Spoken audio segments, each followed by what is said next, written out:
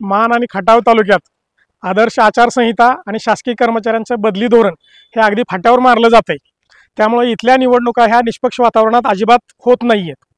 मागील काही दिवसांत बघितलं तर मागील काही निवडणुकांमध्ये इथं प्रचंड पैशाचा वापर केला जातोय आणि दहशतीचे प्रकार सुद्धा वाढलेले आहेत। या निवडणुकांमध्ये पैशांचा प्रचंड वापर केला जातोय आणि शासकीय यंत्रणांचा दुरुपयोग मोठ्या प्रमाणावरती या ठिकाणी केला जातोय।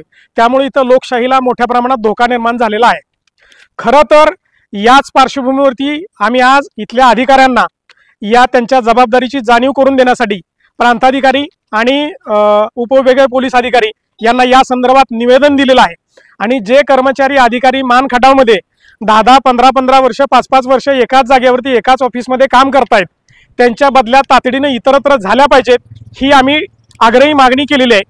कारण हे जे अधिकारी कर्मचारी इथं 5-10 वर्ष जे राहत आहेत ते इथल्या सत्ताधाऱ्यांशी संगनमत करून पुन्हा पुन्हा इथंच पोस्टिंग मिळवलं जात आहे आणि पुन्हा हे अधिकारी कर्मचारी त्या सत्ताधाऱ्यांना मदत करतायत। हे अतिशय दुर्दैवी आहे आणि हे वाईट पण आहे लोकशाहीसाठी।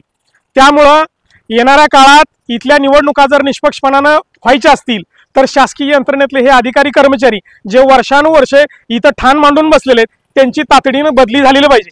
हे जे शासकीय अधिकारी कर्मचारी आहेत ते पुन्हा पुन्हा इथं पोस्टिंग मिळावं यासाठी सत्ताधाऱ्यांची मदत घेत आहेत आणि पुन्हा इथं त्या सत्ताधाऱ्यांचे कार्यकर्ते म्हणूनच वागतायत। हे अत्यंत वाईट आहे।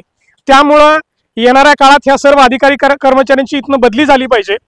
आत्ताच जी मसवडला नगरपालिकेची निवडणूक झाली त्या निवडणुकीमध्ये सुद्धा पैशाचा आणि दहशतीचा प्रचंड मोठ्या प्रमाणात वापर झाला आणि याच्यात दुर्दैव हे आहे की सर्व शासकीय यंत्रणा आणि पोलीस यंत्रणा ही सत्ताधाऱ्यांच्या बाजूने काम करताना दिसते। त्यामुळं हे लोकशाहीसाठी अतिशय घातक आहे। त्यामुळं इथली जी पोलीस यंत्रणा आहे ते विरोधकांना त्रास देण्याची एकही संधी सोडत नाही।